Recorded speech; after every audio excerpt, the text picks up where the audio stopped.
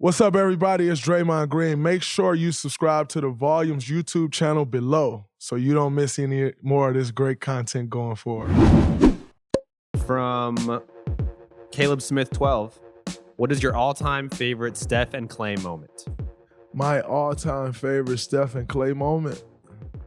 Oh, man. Like Steph and Klay together or just Steph moment, Klay moment?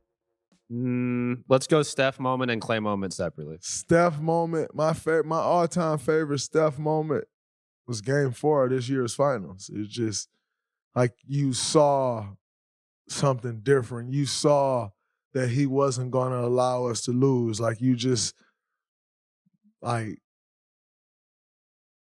it was different. So I got to pick that moment. I feel like that was the biggest moment in Steph's career. He lived up to the hype, delivered. So I got to go that moment for Steph. And for Klay, my all-time favorite Klay moment was when he went for 60 through three quarters, because that game is a complete microcosm of who Klay Thompson is. He did not come to practice the day before. Missed practice. He didn't and Klay's he woke up late. And now the way our fine system works when you late for practice is it's not that much more if you miss as opposed to if you're late, if any at all. And so Klay's like, oh, I'm late, go back to bed. Don't come to practice. And then the next day, it's like his way of making it right. He comes out, he has 60 in three quarters. That has to be my all-time favorite moment because that is actually Klay and his attitude. It's a big fuck you. Like, yep, was I wrong? Possibly. But this is how I'm going to make it just a big fuck you. And I've seen him do that numerous times. Like, Klay was late, Klay missed. He going to make it right the next day. And that was major. So I got to go with the 60. Hennessy celebrates those who never stop, never settle, and their never-ending pursuit of greatness. Maurice Ashley lives his passion. An inspiring story of intellect and brilliance, his ability to push the potential of his own mind to new levels of greatness is universally inspiring. In the world of the mind, there are no limits. Hennessy, never stop, never settle. If you want to learn more about Maurice Ashley, visit www.hennessy.com. 21 plus, please drink responsibly. An easy one from, I don't know how to pronounce this, but OJ Asrana, what do y'all do in the plane rides between games and who do you sit with? I sit with Klay and Steph. We sit at this little table away from everybody else. No, I'm just playing. But we do sit at this table in kind of a different section. But it's just the way the plane break down. But and we talk sometimes. We sleep sometimes. Klay is very childish, so Klay throws stuff at people like Skittles and popcorn, and then do the whole close his eyes thing and act like one of us do it. Like that's Klay, so you get a little glimpse of sitting with Klay.